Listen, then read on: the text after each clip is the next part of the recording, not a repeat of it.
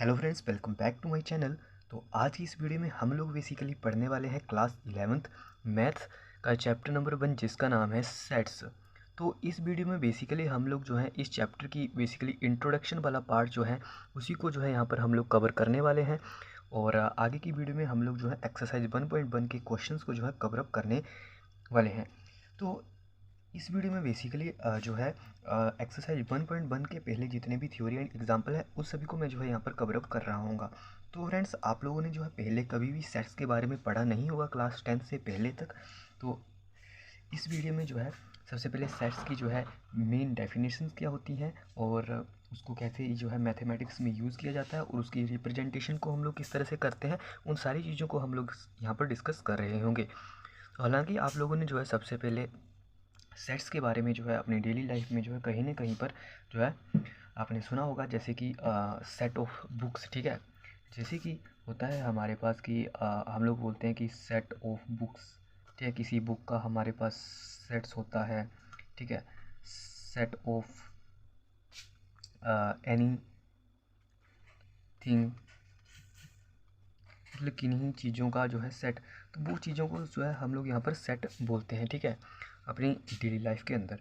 तो यहाँ पर हम लोग बात करने वाले हैं कि मैथ्स में जो है क्या चलता है सर, मैथ्स में सेट किसे कहते हैं। ठीक है, तो मैथ्स में सेट किसे कहते हैं, तो मैथ्स में जो है सेट की जो है डेफिनेशन मैं यहाँ पर सबसे पहले आपको बता देता हूँ। तो मैथ्स में जो डेफिनेशन जो सेट की जो डेफिनेशन होती है वो होती है, यहाँ पर मैं लिख देता हूँ। तो यहाँ पर जो मैथ्स में डेफिनेशन होती है वो होती है अ collection of well defined objects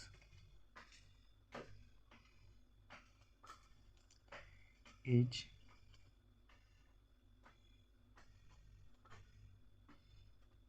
known as set। ठीक है, मतलब वेल डिफाइंड ऑब्जेक्ट्स की कलेक्शन को हम लोग जो है यहाँ पर सेट बोलते हैं। ठीक है सर, मैथ्स में सर वेल डिफाइंड कलेक्शन क्या होती है ना, वेल डिफाइंड ऑब्जेक्ट्स क्या होते हैं। सबसे पहले तो सर हम लोगों को ये बात आप समझाइए कि collection of well defined object क्या होगी सर। तो आगे जैसे जैसे हम लोग यहाँ पर क्वेश्चंस वगैरह करेंगे ना, तो आपको ये सारी चीज़ें जो है ना वो समझ में आ जाएंगी। ठीक है, इस पर घबराइए बिल्कुल भी नहीं। जैसे मैं यहाँ पर आपको एग्जाम्पल्स बताता हूँ। ठीक है, वेट में आपको थोड़े से एग्जांपल बताएं जो कि आपकी एनसीईआरटी बुक्स में जो है लिखे हुए हैं। उन एग्जांपल से मैं आपको जो है यहाँ पर समझाने की कोशिश करता हूँ। तो देखिए, यहाँ पर सबसे पहले एग्जांपल है हमारे पास ओड नंबर लेस देन 10। ठीक है, देखिए पहला एग्जांपल है ओड नंबर लेस देन 10, मतलब 10 से छोटे ओड नंबर। ठीक है, अब ओड नंबर आपको पता होंगे, आई होप आपको पता ही होंगे। अगर नहीं पता है तो मैं आपको बता देता हूँ कि जैसे 1, 3, 5, 7 इस तरह के जितने भी नंबर होते हैं इनको ओड नंबर कहा जाता है। तो देखिए ओड नंबर लेस देन 10, 10 से कम कितने ओड नंबर होंगे, तो वो होंगे 1, फिर 3, फिर 5, फिर 7, फिर 9। ठीक है, बस। तो ये जो है ना, ये देखिए, ये जो एक हमारा पर्टिकुलर ये बना सेट। ठीक है, ये क्या बना, ये एक पर्टिकुलर बन गया हमारे पास सर सेट। ठीक है, ये बन गया सर हमारे पास सेट। तो ये जो है ना एक क्या है, ये जो है सर हमारे पास फाइनाइट है। ये क्या है, ये वेल डिफाइंड है या वेल डिफाइंड बोल सकते हैं हम लोग इसको। ठीक है, मतलब ना, मतलब ये हुआ सिंपली कि, मतलब ये हुआ सिंपली कि इसमें इससे ना कम एलिमेंट होंगे ना इससे ज़्यादा एलिमेंट होंगे, इतने के इतने एलिमेंट ही होंगे, 1, 2, 3, 4, 5। और सर ये एलिमेंट क्या होते हैं, एलिमेंट ये होते हैं ना कि जितने नंबर ऑफ़ थिंग्स, जैसे देखिए इसमें कितने नंबर ऑफ़ थिंग्स हैं। इसमें सर ये पहला है, पहला चीज़ है, ये दूसरी चीज़ है, ये तीसरी चीज़ है, ये चौथी है और ये पाँचवीं है। तो बेसिकली इसमें जो नंबर ऑफ एलिमेंट्स हम लोग लिख सकते हैं ना, नंबर ऑफ एलिमेंट्स, इसको एलिमेंट्स बोलते हैं। अपने केमिस्ट्री में पढ़ा होगा एलिमेंट्स, कंपाउंड वगैरह, है ना। तो एलिमेंट्स वो कितने हैं, वो सर 5 हैं। तो ये 5 जो है ना ये भी सर कांस्टेंट रहेंगे। ठीक है, ये सर कांस्टेंट रहेंगे। ठीक है, ये कभी भी चेंज नहीं होंगे। तो इसी को बोलते हैं वेल डिफाइंड कलेक्शन। ठीक है, इसी को हम लोग यहाँ पर बोलते हैं वेल डिफाइंड कलेक्शन। अगला अगला एग्जाम्पल हम लोग यहाँ पर लेते हैं। अगला एग्जाम्पल है हमारे पास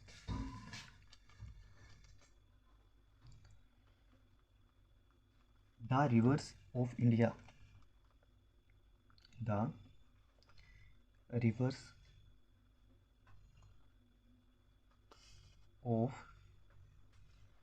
इंडिया, मतलब इंडिया में कितनी रिवर्स हैं। अब देखिए सर, अब देखिए फ्रेंड, इंडिया में जितनी भी रिवर्स होती हैं, इंडिया में जितनी भी रिवर्स हैं वो एक वेल डिफाइंड कलेक्शन है। मतलब जो है वो कितनी है, जिन्होंने भी काउंट करी होंगी, ठीक है, वो एक वेल डिफाइंड होंगी। ठीक है, मतलब ना उससे कम हो सकती है ना ज़्यादा हो सकती है। हम लोगों को पता है कि इतनी रिवर्स हैं तो हैं। ठीक है, दैट इज़ फैक्ट्स। ठीक है, दैट इज़ फैक्ट। ठीक है, अभी मैं आपको एक और अगला एग्जाम्पल बताऊँ। बोबल्स, ठीक है, इंग्लिश अल्फ़ाबेट में बोबल्स। ठीक है, द बोबल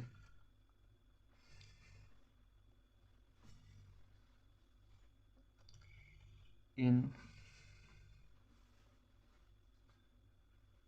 बस इतना सा ही मैं लिखता हूँ। और वो कौन कौन से होते हैं, ए, ई, आई, ओ, यू।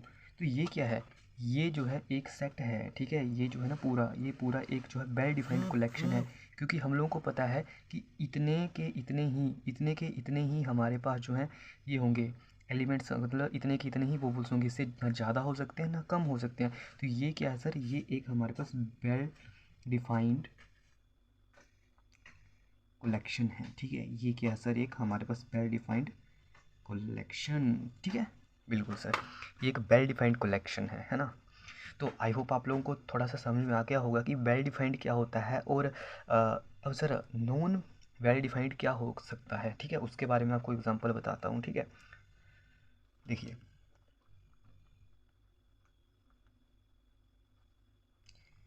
द मोस्ट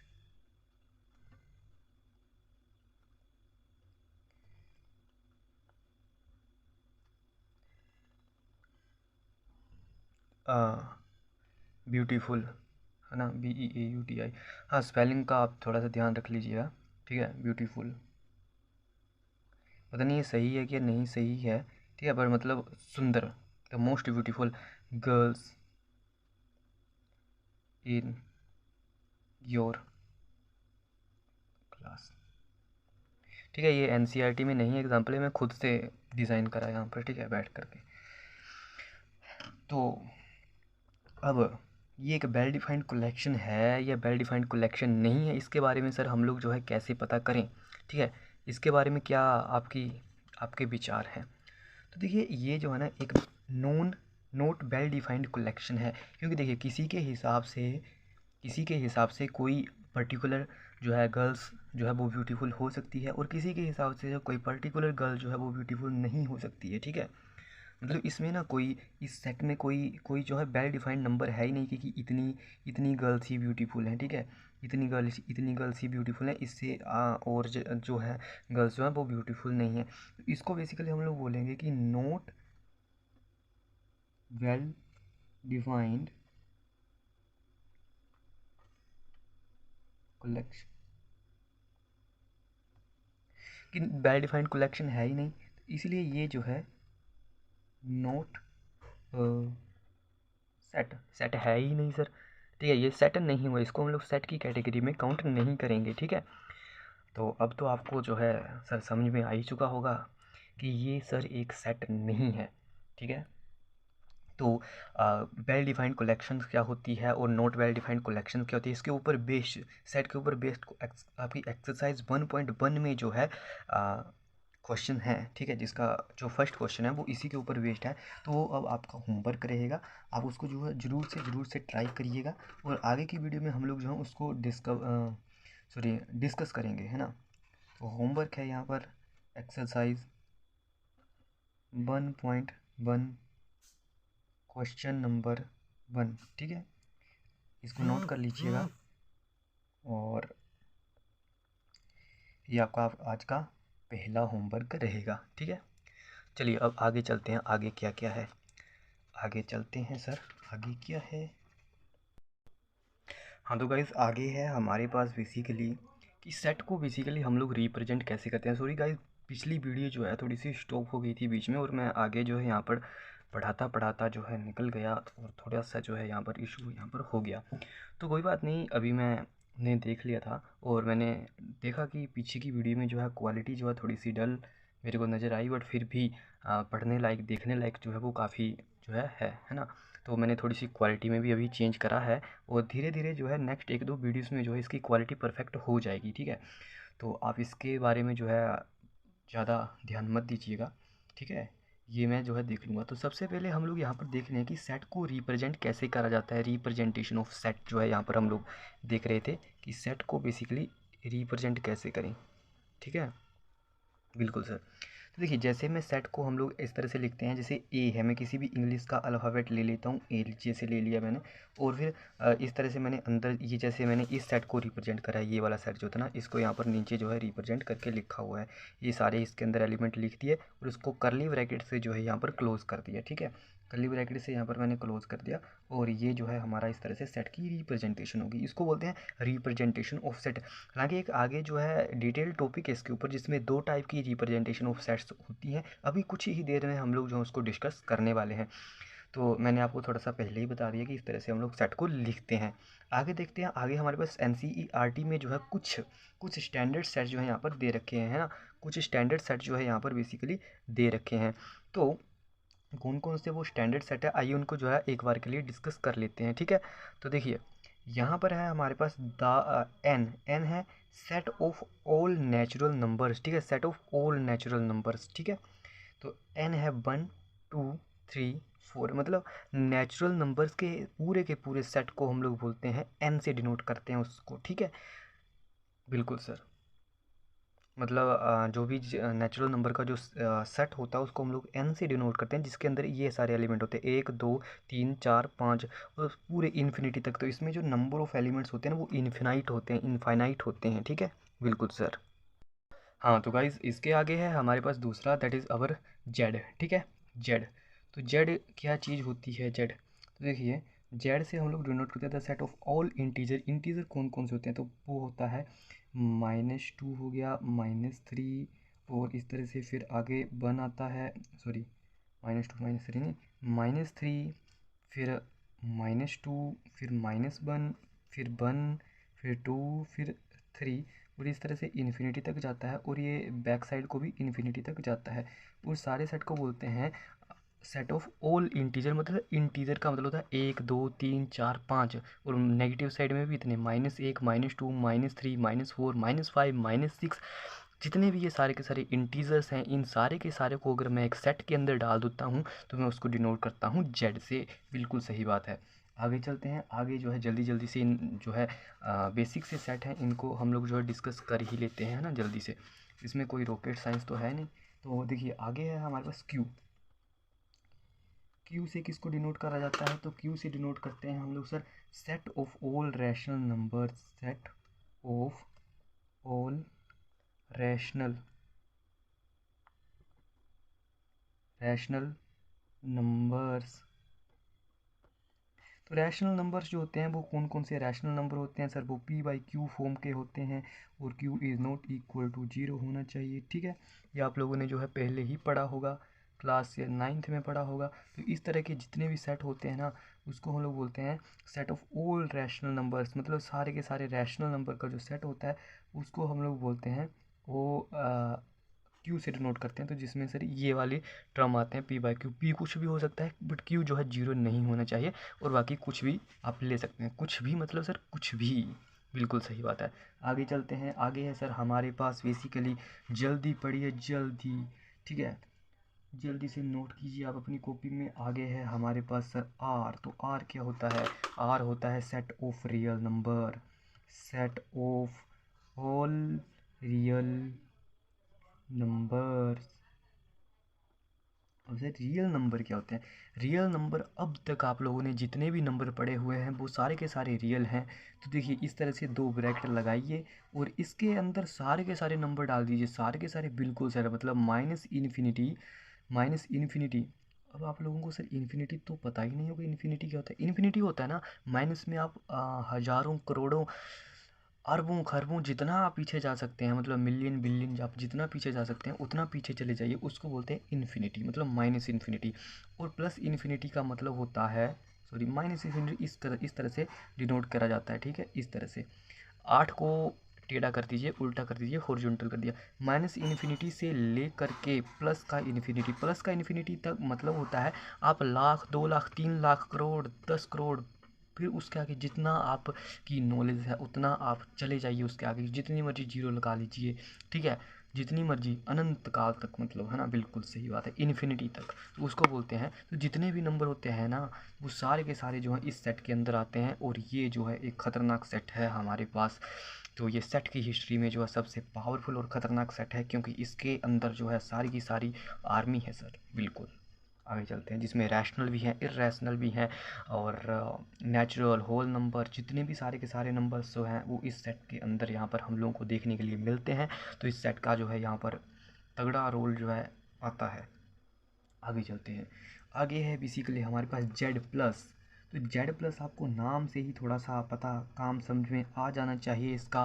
तो देखिए, Z set of all integer, तो यहाँ पर प्लस लग गया तो इसका मतलब है set of all positive integers, बिल्कुल सही बात है, set of all positive integers, ठीक है, set of all positive, positive की स्पेलिंग का होता है, कोई बात नहीं,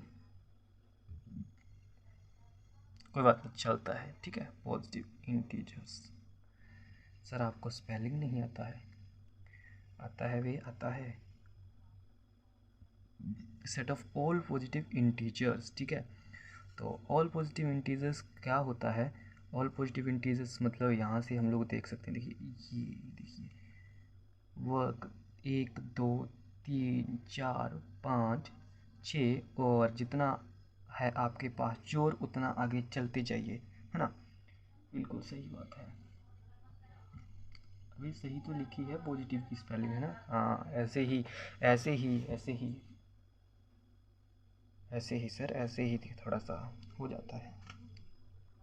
आगे चलते हैं, आगे है हमारे पास क्यू प्लस। तो क्यू प्लस तो अब आप लोग खुद ही बताने लायक हो चुके हैं, जल्दी से कमेंट बॉक्स में लिख करके बताइए कि क्यू प्लस क्या होगा। इसी वीडियो को अभी के अभी पॉज करिए और नीचे लिखिए।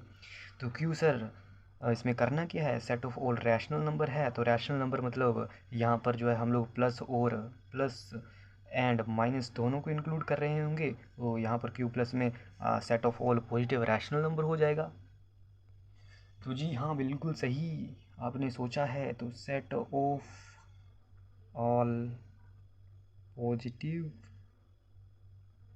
रैशनल नंबर, तो जल्दी से अपनी कॉपी में लिख लीजिए, और आगे की ओर चलिए। नाचना तो है नहीं, अभी नाचेंगे तो सर वीडियो को ख़त्म होने के बाद, ठीक है। आगे चलिए, आगे जो है हमारे पास बेसिकली है आर प्लस। आर प्लस क्या होता है, सॉरी कैमरा हिल गया, नहीं नहीं, आर प्लस क्या होता है, आर प्लस जो होता है, अब आर प्लस भी सर समझ गए हैं हम लोग। देखिए, आर जो है set of all real number है, तो रियल नंबर में माइनस इन्फिनिटी से लेकर प्लस इन्फिनिटी तक जा रहे हैं, तो आर प्लस में set of all positive number लिख देंगे हम लोग यहाँ पर। इसमें कौन सी रॉकेट साइंस है सर, बिल्कुल सही बात है, इसमें कोई भी रॉकेट साइंस नहीं है, आप सिंपली लिखते चलिए set of all positive real number. हाँ, एक बात मैं आपको बता दूं कि इस जो वीडियो की जो पीडीएफ होगी, ये जो मैं नोट्स लिख रहा हूँ यहाँ पर, इसको मैं जो है स्कैन करके जो है आपको जो है इस वीडियो के डिस्क्रिप्शन बॉक्स में इसका लिंक डाल दूंगा, आप वहाँ से चेकआउट कर लीजिएगा ज़रूर से ज़रूर, ठीक है। और होमवर्क जो मैंने दिया है अभी थोड़ा सा और दूंगा आपको, होमवर्क दूंगा क्या, जितनी भी एक्सरसाइज 1.1 है ना उसको सारी की सारी आपको ट्राई करनी है होमवर्क में, ठीक है। तो वो सारी की सारी आपका आज का होमवर्क होगा, मैं लास्ट में लिख भी दूंगा इसको, ठीक है। पर चलिए अभी हम लोग आगे की ओर चलते हैं, क्या क्या हम लोग यहाँ पर डिस्कस कर रहे हैं। मतलब सर ये जो होगा set of all positive real numbers जो हैं, तो इसका मतलब हमारे पास बस इतना सा हुआ कि ये 0 से शुरू होगा, और जितने है आपके पास जोर उतना चलिए आगे, और तो 0 से लेकर के मैं यहाँ पर लिख देता हूँ इन्फिनिटी तक ये सारी चीज़ जो है चलती जाएगी, बिल्कुल सही बात है, ये तो अच्छी बात हो गई। हाँ अभी सर देखिए, ये जो मैं लिख रहा हूँ ना, ये इस तरह से रिप्रेजेंटेशन करने का तरीका नहीं होता है। ये तो मैं ऐसे ही लिख रहा हूँ कि जीरो से मैं इन्फिनिटी तक चला गया, ठीक है। मतलब कि मतलब ये जो है ना, माइनस इन्फिनिटी से लेकर इन्फिनिटी तक, ये जो है हमारे पास बेसिकली इसको रिप्रेजेंटेशन करने का ये जो है मेन तरीका नहीं होता है इसका, ठीक है। इसको रिप्रेजेंट करने का जो करेक्ट तरीका है, परफेक्ट मेथड है, वो आप लोग आगे जो है देखेंगे। हालांकि अभी तक आप लोग इतना याद रखिए कि जो मैंने अभी समझाया कि माइनस इन्फिनिटी से लेकर के इन्फिनिटी तक जो भी नंबर आते हैं वो इस साइड के अंदर आएंगे, और जीरो से लेकर के इन्फिनिटी तक जितने नंबर होंगे वो आर प्लस में आएंगे। तो इतनी सी चीज़ें आप लोग ध्यान में रखिए, इस तरह से आप इसको रिप्रेजेंट मत करिएगा, ठीक है। एनसीईआरटी में तो देखिए क्या लिखा हुआ है। मैंने 2 बार इस एनसीईआरटी बुक को यहाँ पर दिखाया है और 2 ही बार वीडियो ये कट हो गई है, ठीक है। तीसरी बार दिखा रहा हूँ, आई होप अब तो वीडियो बन ही जाएगी, है ना। तो देखिए ये इतनी सी चीज़ जो एनसीईआरटी में मेंशन करी गई है, और यहाँ पर बाकी कुछ भी खास बात यहाँ पर मेंशन नहीं करी गई है। चलिए अब आगे चलते हैं, आगे देखते हैं कि आगे क्या है। और वीडियो ज़्यादा लंबी ना हो ये ट्राई करने का कोशिश करता हूँ। नेक्स्ट 10 to 20 मिनट्स में मैं आपको सारा का सारा चीज़ एक्सप्लेन करने की कोशिश यहाँ पर कर रहा हूँ, ठीक है। चलिए आगे चलते हैं। देखिए आगे जो है, आगे वही चीज़ आ रही है दोबारा से हमारे पास, रिप्रेजेंटेशन ऑफ सेट, ठीक है। सेट को रिप्रेजेंट करने के तरीके, ठीक है, बिल्कुल सही बात है। तो देखिए यहाँ पर हम लोग लिख रहे हैं रिप्रेजेंटेशन, देख लेता हूँ मैं एक बार, रिप्रेजेंटेशन ऑफ सेट ही है या फिर कुछ और तो नहीं है, बच गया है। तो रिप्रेजेंटेशन ऑफ सेट ही है सर, ठीक है।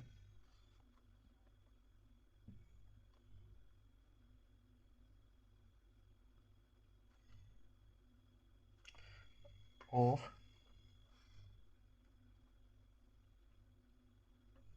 सेट्स, ठीक है। आई होप अब आप लोगों को क्लियर क्लियर दिख रहा होगा। अभी मैंने थोड़ा सा और क्वालिटी में चेंज करा है, मेरे को चेक करने दीजिए एक बार, 2 मिनट के लिए, 2 मिनट।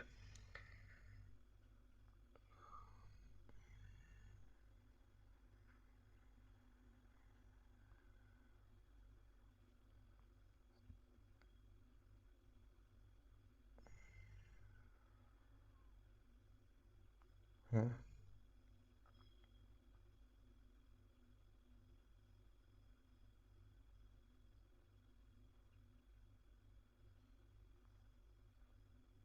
हाँ ठीक है सर, ठीक है। आगे चलते हैं, आगे आगे। अब आई होप अब आप लोगों को जो है यहाँ पर क्लियर दिख रहा होगा थोड़ा सा पहले से। तो एक ही वीडियो में कितनी बार क्वालिटी को चेंज अप कर दिया गया है यहाँ पर, आप लोग देख सकते हैं। तो बिना अब बकवास करे चलिए जल्दी से वीडियो को स्टार्ट करते हैं, आगे की ओर चलते हैं मतलब। तो 2 टाइप से हम लोग जो है सर यहाँ पर रिप्रेजेंट कर सकते हैं। पहला होता है रोस्टर फॉर्म। रोस्टर फॉर्म मुर्गा मतलब सर, नहीं मुर्गा नहीं है, ये कुछ और चीज़ है, ठीक है।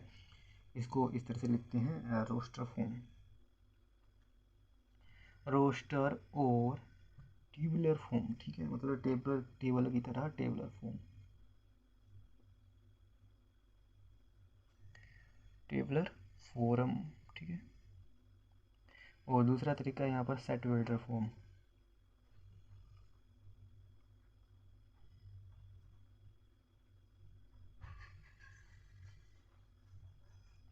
सर धीरे धीरे खतरनाक नाम आने लगे हैं और हमारा डर जो है सांसें फूलने लगी हैं। इन खतरनाक नामों को देखते हुए तो डरने की ज़रूरत नहीं है, क्योंकि ये खतरनाक नाम है ही नहीं, ये तो बिल्कुल हलवा है, अभी आप लोग खा लेंगे थोड़ी ही देर में। देखिए प्लेट को तैयार रखिए साफ़ करके। तो देखिए रोस्टर फॉर्म या फिर टेबुलर फॉर्म होती क्या है। तो सर रोस्टर फॉर्म और टेबुलर फॉर्म में आपको कहीं ना कहीं पहले ही बता चुका हूँ। इस तरह के एलिमेंट, इस तरह से कर्ली ब्रैकेट लगा के जो हम लोग बीच में लिखते हैं कुछ चीज़ों को, कुछ एलिमेंट्स को यहाँ पर डाल देते हैं और इस तरह से बाहर से कर्ली ब्रैकेट को क्लोज कर देते हैं, इसी को बोला जाता है रोस्टर फॉर्म, ठीक है। इसी को क्या कहा जाता है, रोस्टर फॉर्म, रोस्टर फॉर्म। अब इसमें मैं आपको एक और बात ध्यान में रखता हूँ, जैसे कि मेरे पास है स्कूल, SCHOOL, इसमें जितने भी लेटर हैं उनका मेरे को सेट बनाना है। तो इसमें जो मैं सेट बनाऊंगा ना, तो देखिए सबसे पहले S आ रहा, S लिख दिया, C आ रहा, C लिख दिया, एच आ रहा है एच लिख दिया, ओ आ रहा है ओ लिख दिया। अब दोबारा से ओ आ रहा है सर, इसको भी लिखूं क्या? सर इसको नहीं लिखना है, मतलब ओ एक बार लिख दिया ना, दोबारा लिखना ही नहीं है, उसका सीधा एल। तो ये सर एक सेट बन गया, ठीक है। अब कोई बच्चा बोलता है ज़रूरी ऐसा ही क्यों करना? सर मैं इसको ऐसा लिख सकता हूँ, सी पहले लिखा, एच फिर एस फिर एल फिर ओ। तो ये भी बिल्कुल सही है, ये भी बिल्कुल सही है। कोई तीसरा आता है वो इसको इस तरह से लिखता है, एस एच और सी फिर एल ओ। कुछ लोगों को पता ही नहीं चल रहा होगा यहाँ पर हो ही क्या रहा। मैंने कुछ नहीं किया, इसको यहाँ पर देखिए, एल को ये मतलब इनका पोजीशन चेंज करा, मतलब इसको रीअरेंजमेंट करा इसका। तो ये भी सही है। तो यहाँ से दो बातें कंक्लूड कर सकते हैं हम लोग कि रिपीटिशन नॉट अलाउड। जैसे ओ एक बार आया तो मैं यहाँ पर एक ही बार, सॉरी यहाँ पर दो बार आया है तो मैं यहाँ पर एक ही बार लिखूँगा, यहाँ पर रिपीट नहीं करूँगा। रिपीटिशन अलाउ, रिपीटिशन करने की ज़रूरत नहीं है। हाँ आप कर दो, नहीं नहीं करना है, ठीक है, नहीं करना, स्ट्रिक्ट रिपीटिशन नॉट अलाउड। तो मैं यहाँ पर लिख देता हूँ कि रिपीटिशन, ये मैं ऐसे ही लिख रहा हूँ रफ लैंग्वेज में, ठीक है, नॉट अलाउड।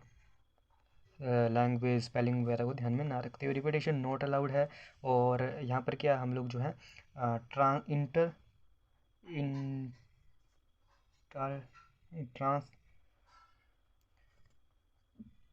मतलब इसको चेंज कर सकते हैं, इंटरचेंज, हाँ बिल्कुल सही, इंटरचेंज, CHANGE, इंटरचेंज जो है पॉसिबल है, इंटरचेंज कर सकते हैं। और रिपीटिशन नॉट अलाउड है। ये दो चीज़ें जो है यहाँ पर आपको रोस्टर फॉर्म के अंदर जो है ध्यान में रखनी है। तो आई होप आप लोगों को सर रोस्टर फॉर्म जो है समझ में आ चुका होगा।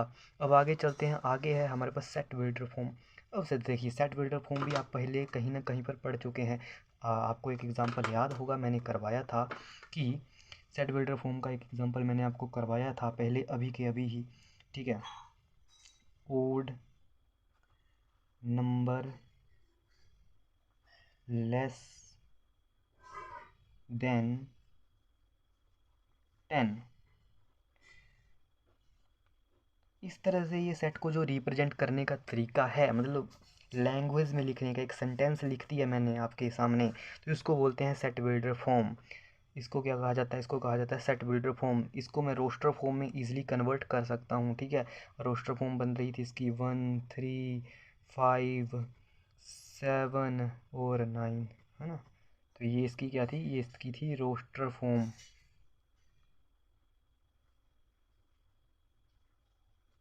ठीक है। और ये ऊपर वाली क्या है? ऊपर वाली जो है ये सेट बिल्डर फॉर्म है, ठीक है। ये ऊपर वाली क्या है sir? Set builder form, set builder form. अच्छी बात है, सेट बिल्डर फॉर्म है सर, है ना।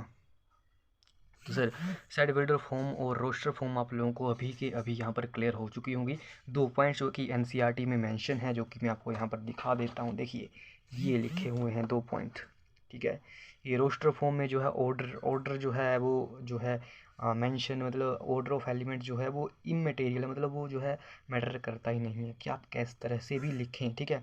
दूसरा और ये है स्कूल वाला एग्जांपल कि अगर स्कूल में ओ दोबारा दोबारा आ रहा है, रिपीट कर रहा है, तो जो इसका सेट बनेगा उसमें सर हम लोग जो हैं बेसिकली यही करेंगे जो कर रहे थे, मैंने आपको पीछे समझाया है पेपर पे, ठीक है। आगे चलते हैं, आगे आगे आगे आगे आगे।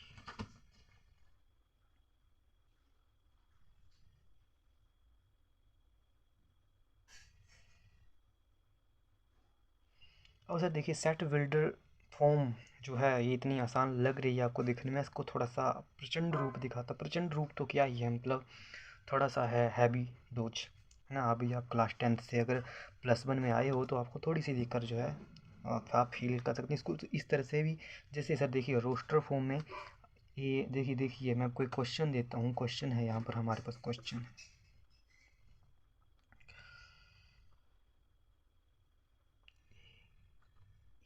AEIOU,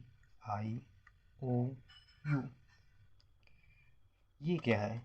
ये है हमारे पास सर एक roster form.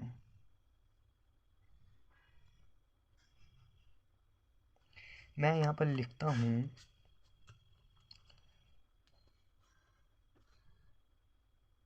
Convert it into set builder form.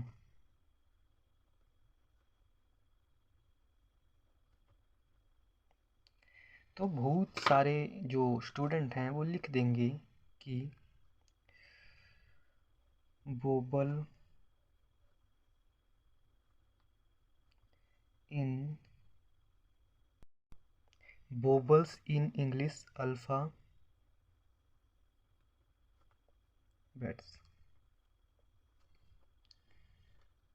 ठीक है, पर आपको जनरली बुक्स में इस तरह से देखने को नहीं मिलेगा। क्या बात कर रहे हो सर, नहीं मिलेगा? क्यों नहीं मिलेगा? मतलब नहीं मिलेगा तो मतलब नहीं मिलेगा ऐसा लिखा हुआ, मतलब नॉर्मली तो नहीं क्वेश्चंस में इस तरह से लिखते हैं। ठीक है, इस तरह से ब्रैकेट लगाते हैं बाहर एक्स।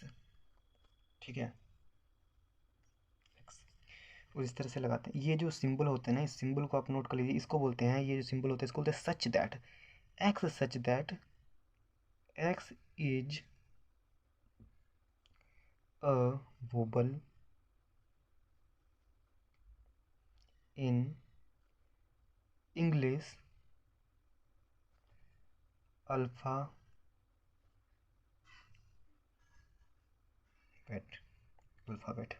देखिए मतलब इस सेट, इसका मतलब क्या हुआ, इस लाइन का मतलब मैं आपको जो है डिटेल में समझा देता हूँ। देखिए ये सेट है, मान लीजिए एक सेट है, इस सेट को मैंने इस तरह से बी से डिनोट करा हुआ है एनसीईआरटी में। B is such that, B is set, B is equal to X. इसके अंदर एक्स वो सारे एलिमेंट आ रहे हैं, एक्स मतलब कोई भी कुछ भी हो सकता है।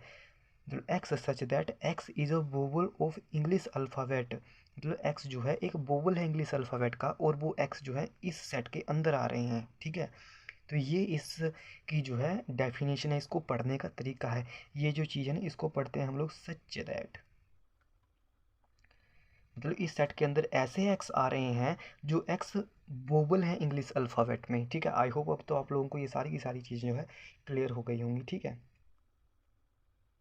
अब थोड़ा सा इसका अपलिफ्ट करते हैं थोड़ा सा लेवल को। ठीक है, बिल्कुल सही बात है। देखिए मैं एनसीईआरटी में बिल्कुल पॉइंट टू पॉइंट एनसीईआरटी जो है मैं आपको बता रहा हूँ यहाँ पर। ठीक है, बिल्कुल।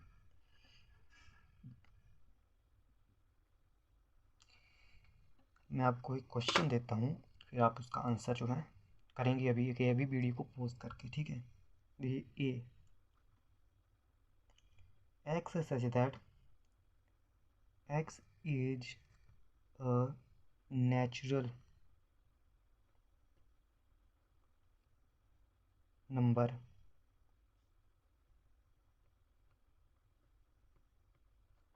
एंड, ये एंड का सिंबल होता है, आप लोगों ने पहले नहीं पढ़ा हो तो। ठीक है, 3 एक्स 10। हाँ जी सर, अब आपको इसको रोस्टर फॉर्म में लिखना है। ठीक है, रोस्टर फॉर्म में इसको लिखना है। ठीक है, तो देखिए सबसे पहले तो ए सेट जो है इसमें एक्स ऐसे एलिमेंट आ रहे हैं सच दैट कि एक्स सबसे पहले नेचुरल नंबर है। एक्स नेचुरल नंबर का मतलब है एक्स हो सकता है 1 2 3 4 5 6 7 8 9 और 10, और इस तरह से इन्फिनिटी तक एक्स हो सकता है, कुछ भी है ना। तो अब देखिए सर, यहाँ पर हम लोगों को एक और कंडीशन दे रखी है कि एक्स किस किस के बीच में होना चाहिए। देखिए ये होता है, ये ग्रेटर देन लेस देन वाले साइन तो आप लोगों ने सुने होंगे। एक्स इज़ ग्रेटर देन 3, इतनी सी कंडीशन बोलती है। एक्स 3 से बड़ा होना चाहिए, 3 नहीं होना चाहिए, 3 से बड़ा। 3 से बड़ा कौन कौन आ रहे हैं यहाँ पर, देखिए 3 से बड़ा आ रहा है ये 4 5 6 ये। और ये कंडीशन बोलती है एक्स जो है 10 से छोटा होना चाहिए। एक्स जो है 10 से छोटा, तो 10 देखिए 10 ये है, 10 से छोटे वाले ये चीज़। तो ये चीज़ देखिए सर, ये जो जितने भी नंबर हैं ये वाले नंबर सर ये आएंगे इसके बीच में। तो इस सेट के बीच में आप धड़ाम से लिख दीजिए 4 5 6 7 8 9, और ये जो है आपका यहाँ पर आंसर जो है देखने के लिए मिलता है। और सर इसी के साथ ये क्वेश्चन भी ख़त्म होता है। ठीक है, चलिए अब हम लोग आगे चलते हैं। आगे आता है हमारे पास एग्ज़ाम्पल नंबर 1। एग्ज़ाम्पल नंबर 1 जो कि एनसीईआरटी का है। एग्ज़ाम्पल 1 बोल रहा है write the solution set of the equation X square plus X minus 2 is equal to 0 in roster form. देखिए ये है क्वेश्चन।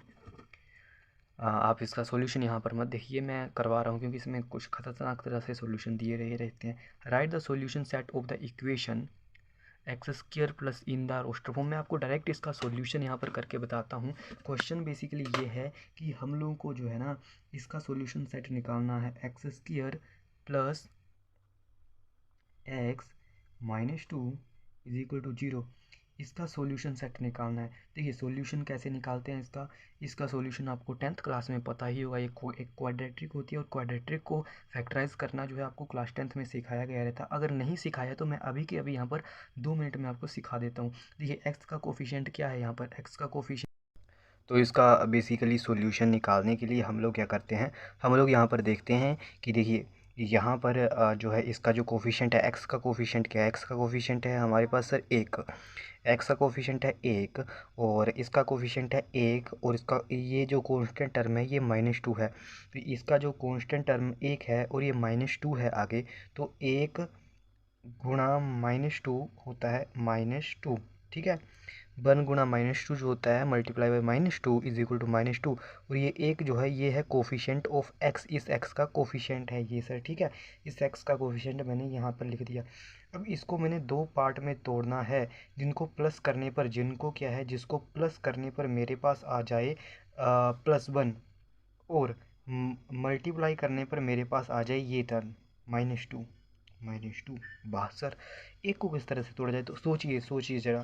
तो एक को अगर मैं तोड़ूँ तो देखिए 2 और -1, तो देखिए 2 -1 आता है +1 और 2 गुणा -1 आता है +2।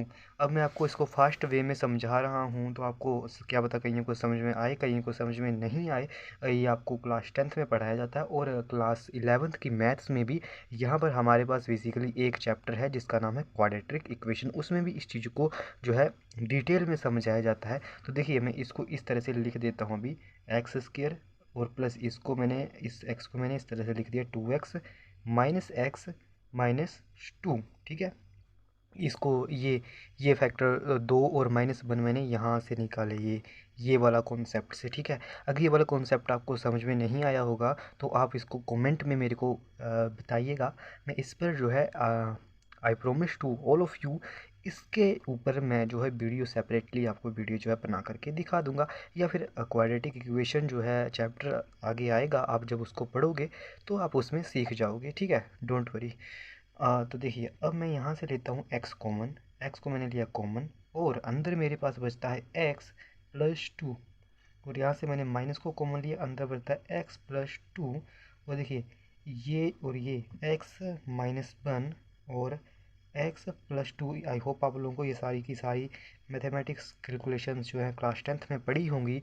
और सर क्लास 10th में बोल बोल करके आपने तो पका दिया हमें, तो कोई बात नहीं, सारा का सारा एक एक स्टेप मैं आपको यहाँ पर लिख करके बता रहा हूँ कि ये कैसे लिखा। एक्स था, ये एक -1 था, ठीक है। तो x -1 को मैंने यहाँ पर और x + 2 2 बार आया तो इसको एक ही बार लिखा और काम तमाम कर दिया, ठीक है। और देखिए अब देखिए यहाँ पर 2 केस बने, x -1 = 0 और x + 2 = 0। इन दोनों में से या तो ये 0 होगा या तो ये 0 होगा, दोनों एक साथ 0 नहीं हो सकते हैं, ठीक है। क्यों नहीं हो सकते हैं, क्यों, ठीक है। तो देखिए 2 केस बन गए, x + 2 = 0। मैं आपको ये बता रहा था कि 0 = 0 ऐसा जो है बेसिकली मैथमेटिक्स में ऐसा कहीं पर लिखा गया नहीं है, तो हम लोग इसको मानते हैं कि या तो ये 0 हो सकता है या फिर ये 0 हो सकता है। इस पर आपको ज़्यादा सोचने समझने की ज़्यादा ध्यान देने की ज़रूरत नहीं है। हमारा मेन काम ये है यहाँ पर समझना कि या तो ये 0 होगा एट अ पर्टिकुलर टाइम या फिर ये 0 होगा। अगर ये 0 होता है तो एक्स की वैल्यू यहाँ से 1 निकल करके आ जाती है और ये 0 होता है तो एक्स की वैल्यू -2 निकल करके आ जाती है, ठीक है। तो देखिए एक्स की वैल्यू 1 और एक्स की वैल्यू 2, तो जो हमारा सॉल्यूशन सेट बनता है, वो बनता है 1, -2, ठीक है। तो ये उस सेट की वैल्यू आ जाती है, इसको मैं एस से डिनोट कर देता हूँ। तो ये मेरे पास यहाँ पर बेसिकली आंसर देखने के लिए मिल जाता है और इसका सॉल्यूशन सर कुछ इस प्रकार से यहाँ पर हो जाता है, ठीक है। अब देखिए आगे जो है एग्ज़ाम्पल नंबर 2, ठीक है, ये एग्ज़ाम्पल नंबर 2 और एग्ज़ाम्पल नंबर 3 और 4 और 5, ठीक है, और जितनी आगे की एक्सरसाइज है ये आपका जो है होमवर्क रहेगा, ठीक है। तो एग्ज़ाम्पल 2, 3, 4 और 5। आप लोग इसको ट्राई करिएगा खुद से और इसका जो सॉल्यूशन जो है आपको बुक में मिल जाएगा, ठीक है। नेक्स्ट वीडियो में मैं इसको जो है डिस्कस नहीं करूँगा, ठीक है। अगर आपको पर्टिकुलर चीज़ समझ में नहीं आती है, कोई क्वेश्चन या फिर बिल्कुल ही समझ में नहीं आ रहा है, ठीक है, तो आप कमेंट कर दीजिएगा, मैं फिर डेफिनेटली इसके ऊपर जो है एक सेपरेट वीडियो बना करके आपको शेयर कर दूंगा, ठीक है। पर नेक्स्ट वीडियो में हम लोग शुरू करेंगे डायरेक्ट एक्सरसाइज 1.1 से, ठीक है। सॉरी, क्योंकि अभी मैं जो हूँ आपको सारी की सारी चीज़ें जो है समझा चुका हूँ, बहुत ही डिटेल में जो है मैंने रोस्टर फॉर्म क्या होता है, जितनी भी चीज़ें हैं वो सारी की सारी चीज़ें जो है समझा दी हैं। एंड आई थिंक ये वीडियो जो है 30-40 मिनट का बन चुका है। तो अभी एग्ज़ाम्पल को आप खुद से जो है मैनेज कर लीजिएगा, ठीक है। और ये ज़्यादा हैं भी नहीं, ठीक है, मैं आपको ढंग से इसको बता देता हूँ, एक बार जल्दी से मैं आपको इसको समझा भी देता हूँ, है ना। देखिए, जैसे ये है, write the set x such that x is positive integer x square less than 14, मतलब एक्स एक ऐसा पॉजिटिव इंटीजर होना चाहिए कि एक्स स्क्वायर की वैल्यू 40 से कम होनी चाहिए, ठीक है। एक्स स्क्वायर मतलब एक्स स्क्वायर की वैल्यू 40 से कम होनी चाहिए, ठीक है। आप इसको खुद से देखिएगा ट्राई करके, अगर नहीं आए तो कमेंट बॉक्स में लिखिए, मैं डेफिनेटली नेक्स्ट वीडियो में जो है इन क्वेश्चन के ऊपर जो है फिर वीडियो बना दूंगा या फिर नेक्स्ट वीडियो में ही डिस्कस कर दूंगा, ठीक है। तो थैंक यू, आज की इस वीडियो में इतना ही, और मिलते हैं नेक्स्ट वीडियो में, ठीक है।